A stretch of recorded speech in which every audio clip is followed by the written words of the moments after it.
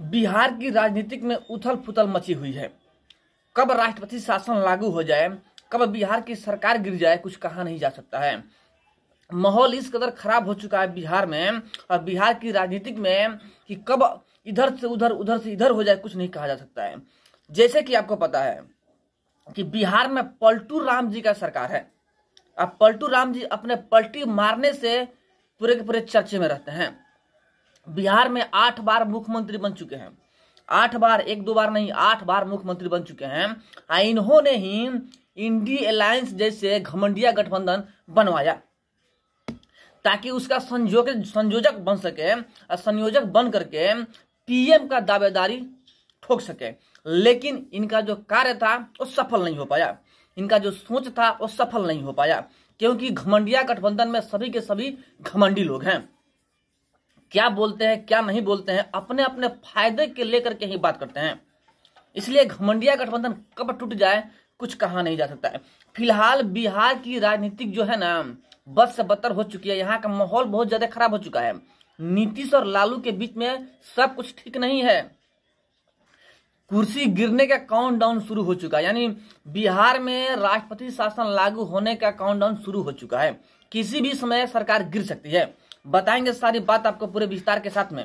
पहले वीडियो को शेयर कीजिएगा अधिक से अधिक, ताकि जितने भी भारतीय हैं वहां तक ये वीडियो पहुंच सके, सबको ये जानकारी मिल सके, इनकी काली करतूत सबको पता चल सके। और अभी तक आपने हमारे चैनल को सब्सक्राइब नहीं किया है, प्लीज लाल बटन दबा के चैनल को सब्सक्राइब कर लीजिएगा, लाइक कर दीजिएगा और बेल के आइकन को प्रेस जरूर कीजिएगा, ताकि टाइम टू टाइम न्यूज का अपडेट आप तक पहुंचता रहे। और जो पहले से ही हमारे चैनल को सब्सक्राइब कर रखे हैं उनको दिल से धन्यवाद।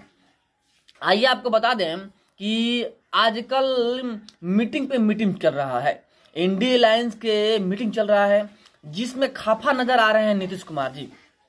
नीतीश कुमार जी खफा नजर आ रहे हैं। एक तरफ राम मंदिर उद्घाटन के लेकर के पूरा भारत चर्चा में बना हुआ है।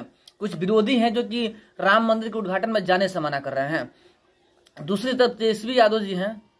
तेजस्वी यादव जी ये भी कहते हुए नजर आ रहे हैं कि राम चाहते तो मंदिर अपने आप बन जाता, मंदिर में घंटा बजाने से पेट नहीं भरता है। और उन्हीं का मंत्री जो है प्रोफेसर चंद्रशेखर, जो कि शिक्षा मंत्री है, वो क्या बोल रहे हैं कि मंदिर मतलब गुलामी का रास्ता। यानी कि इंडी अलायंस के जितने लोग हैं ना भड़काऊ भाषण देते हैं। खैर इनका चाल यही है, इनका आदत यही है, कुत्ता का दुम कभी सूझ नहीं होता है, ये बोलते ही रहेंगे। लेकिन फिलहाल बिहार के जो हालात है ना, एक तरफ इंडी अलायंस की मीटिंग चल रहा है, सब मीटिंग में नीतीश कुमार पहुंच ही नहीं रहे हैं, यानी नीतीश कुमार खफा नजर आ रहे हैं, क्योंकि संयोजक तो बने नहीं है नीतीश कुमार जी। जैसे कि आपको पता है कि नीतीश कुमार पीएम बनना चाहते थे। उनका सोच था कि नरेंद्र मोदी 3 बार मुख्यमंत्री बन के प्रधानमंत्री बन सकते हैं, तो हम तो बिहार में 8 बार मुख्यमंत्री बने हैं, तो हम प्रधानमंत्री क्यों नहीं बन सकते हैं।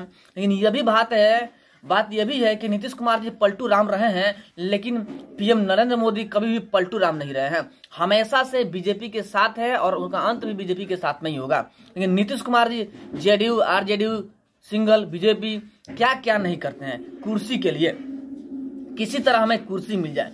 लेकिन कामयाब नहीं हो पाए नीतीश कुमार जी अपनी चाल में, जो चाल चल रहे थे पीएम बनने का।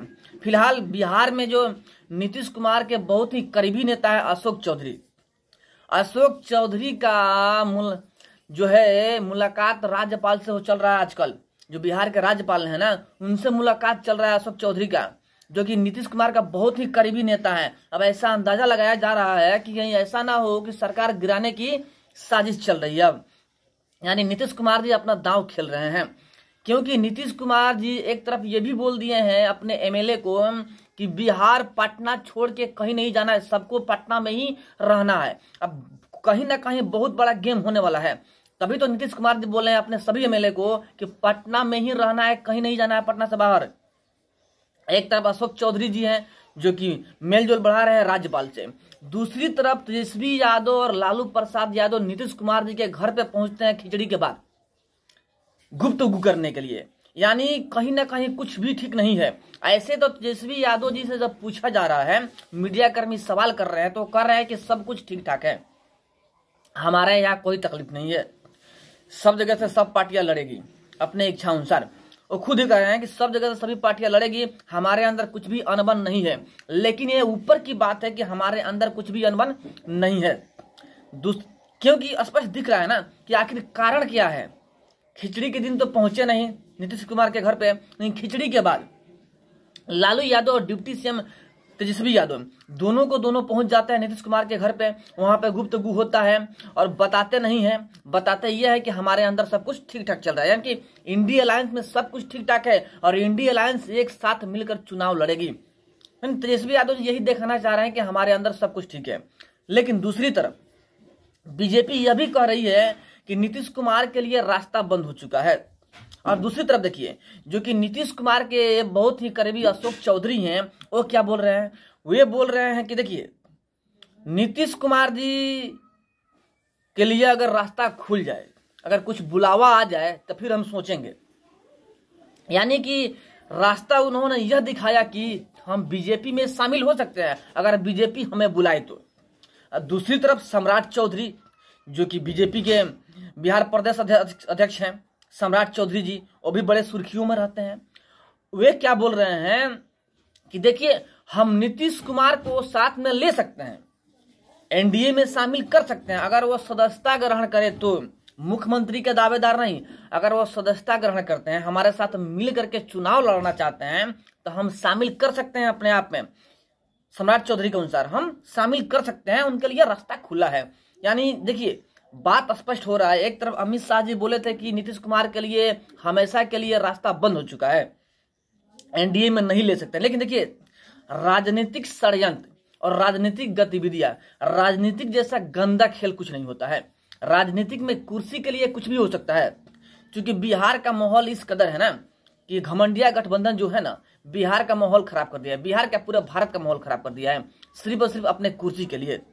घमंडिया गठबंधन यानी इंडिया अलायंस के नेता जो कांग्रेसी है, वो बोलते हैं कि राहुल गांधी प्रधानमंत्री बनेंगे, जेडीयू वाले बोलते हैं नीतीश कुमार जी प्रधानमंत्री बोलेंगे, तेजस्वी यादव तो नहीं बोलते हैं, भाई वो तो खुश है कि हम मुख्यमंत्री ही बनेंगे। केजरीवाल जी बोलते हैं हम ही प्रधानमंत्री बन जाएंगे। ममता बनर्जी जी है जो बोलते हैं कि हम ही प्रधानमंत्री बन जाएंगे। ये हालात यह है कि कहते हैं ना भोजपुरी में, ढेर जोगी मठ हुयार, वही हालात है इंडिया अलायंस का। इसमें इतने सारे जोगी हो चुके हैं ना कि अपने अपने बुद्धि के अनुसार चलाना चाहते हैं इंडिया अलायंस को, घमंडिया गठबंधन को, जो कि टूटना तय है। और 24 तक चढ़ ही चुका है, इलेक्शन में काफी समय बाकी नहीं है।